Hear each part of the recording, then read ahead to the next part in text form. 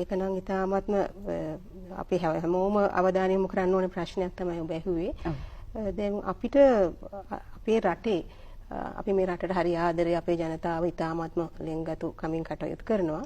ඉතින් අපිට මේ ඩෙන්ගු රෝගය පාලනය කරන්න අපිට අපි රජයක් වශයෙන් කරන්න ඕනේ කාර්යභාරයක් තියෙනවා.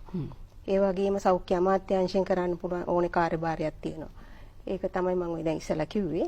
ඒ වගේම කෞෂි අපි මහජනතාව වශයෙන් තමයි ලොකුම කාර්යභාරය සිද්ධ කරන්නේ මේ රෝගයේ පැතිරීම වළක්ව ගන්න. ඒක තමයි ලොකුම කාර්යභාරය. ඉතින් මම හිතන්නේ කෞෂි මේක මේ කාලේ ඉතාමත්ම වටිනා කාලයක් ඒ පිළිබඳ අවධානය යොමු කරන්න. ඔබගේ ගෙදර ඔබ මුගක් අය මම හිතන්නේ ගෙදර මේ නිකන් කාලේ ගත කරනවා. ඉතින් ඒ වෙලාව ඔයගොල්ලන්ගේ ගෙවත්ත සුද්ධ කරගන්න. ඒ වගේම ඔයගොල්ලන්ගේ දරුවෝ මේ දවස්වල ගෙදර ඉන්නවනේ. ඉතින් දරුවන්ටත් ඉතාමත්ම හොඳයි මේක හොඳ අභ්‍යාසයක්. ඒගොල්ලන්ගේ අවධානය මේ කෙරේ යොමු කරන්න ඕනේ. එතකොට පාසල පටන් ගත්තාම මේ දරුවෝ ගිහිල්ලා ඒගොල්ලන්ගේ පාසල් වත්ත සුද්ධ කරගනි මේ විදිහට.